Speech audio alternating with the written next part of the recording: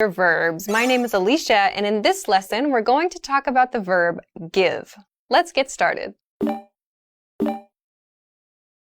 Let's begin with the basic definition of the verb give. The basic definition of give is to provide someone with something, or to offer someone something.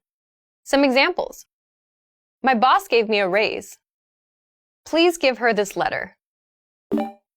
Now let's look at the conjugations for this verb. Present, give, gives. Past, gave. Past participle, given. Progressive, giving. Now let's talk about some additional meanings for this verb. The first additional meaning is to cause something or create something. Let's look at some examples. Scary movies give him nightmares. You just gave me a great idea. So this use of give doesn't refer to providing someone with something. It refers to causing something or producing, creating something. In the first example sentence, we see scary movies give him nightmares. Another way to say this is scary movies cause him to have nightmares, or rather, watching scary movies causes him to have nightmares. So there's this thing, in this case scary movies, which causes this other thing or produces this other thing. So we use give to explain that relationship. The second example sentence is the same. You just gave me a great idea doesn't mean someone provided someone else with a great idea, but rather this use of give means you just caused me to have a great idea. It's kind of like you helped me to make this great idea. So we use this when someone maybe makes an interesting comment or has an interesting suggestion, and that creates a new idea. That creates a new thought. So you can say, you just gave me a great idea to express that. The next additional meaning is to do an action. Let's look at some examples. Can you give me a call when you finish work? That girl is giving us a weird look. All right, so I said that the definition for this one is to do an action. It sounds quite open, but actually there are some common sort of set phrases that we use give with. So some examples of this are in these example sentences, like give me a call. Can you please give me a call when you finish work? Or that girl is giving us a weird look. So it doesn't mean, again, that someone is providing something to another person. It just means that that action or that situation is happening or has happened. So please give me a call means please call me, in other words. Or that girl is giving us a weird look means that girl is looking at us in a weird way. So to give something means that that thing, that noun phrase in many cases, is happening. So to give a something, to give someone a something might be a pattern that you encounter, which can refer to just doing an action. So some other examples might be like to give someone a push, to give someone a hand is another example, which means like to help someone. To give someone a hand means like to assist someone. So give me a boost is another example, like means help me move in an upward motion. So if you see this give me a something or give something a something, it might be this kind of perform an action sort of meaning. The next additional meaning is to loosen or become relaxed under pressure.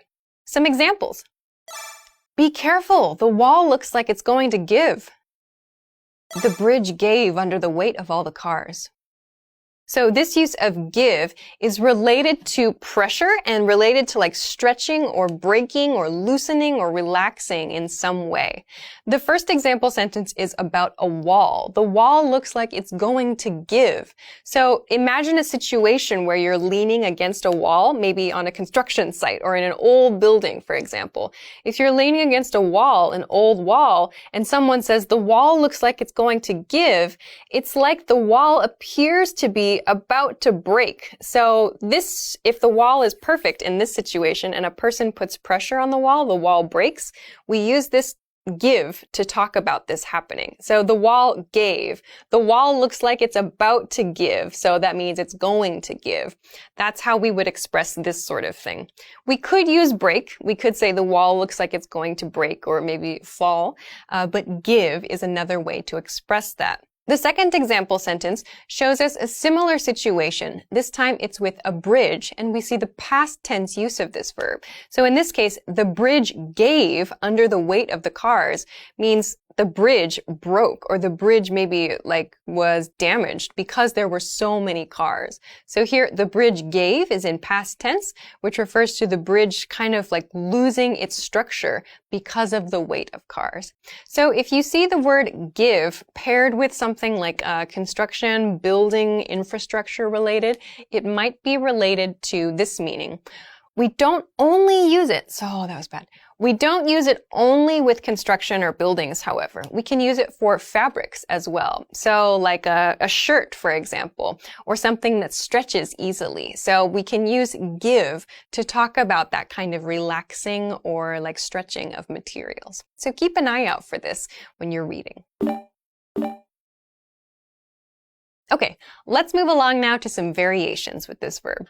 Let's look at the first variation. The first variation is to give up. To give up. There are two meanings to give up. Let's look at the first one.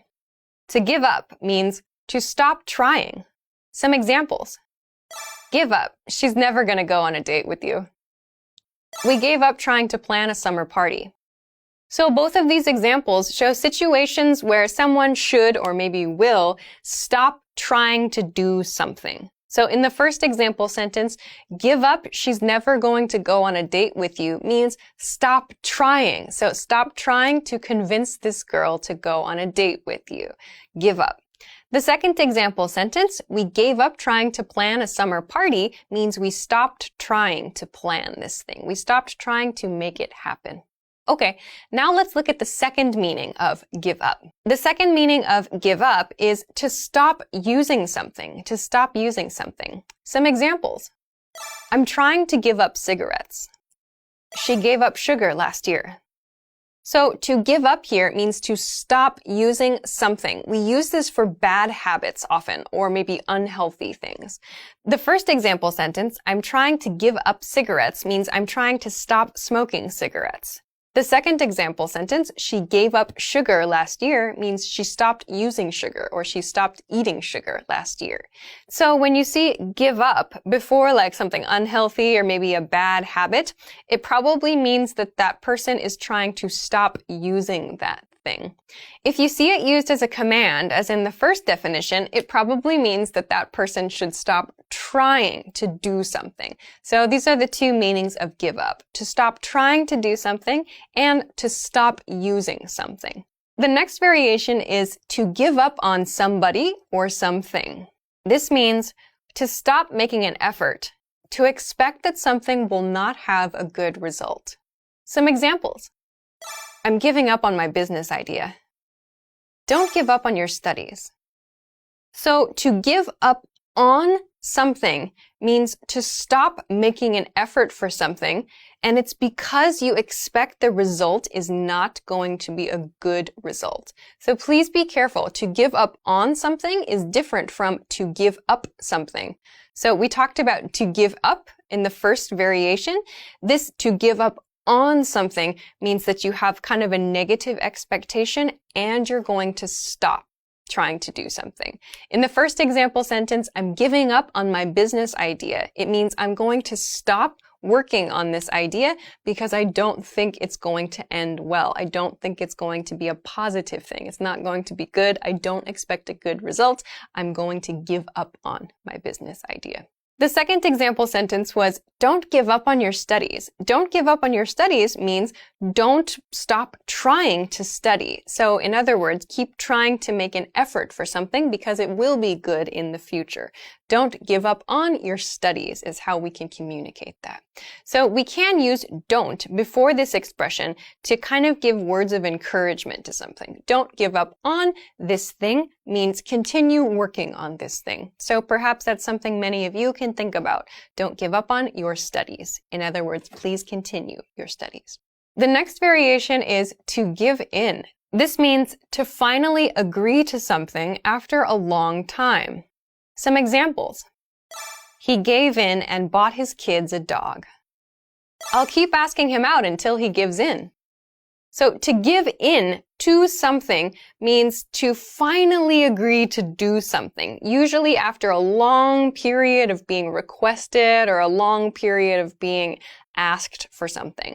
The first example sentence is about a dog, a father buying a dog for his kids. He gave in and bought his kids a dog shows us that the father in this situation has been asked repeatedly, probably for a long time, for a dog. We know this because we see gave in, past tense. He gave in and bought his kids a dog.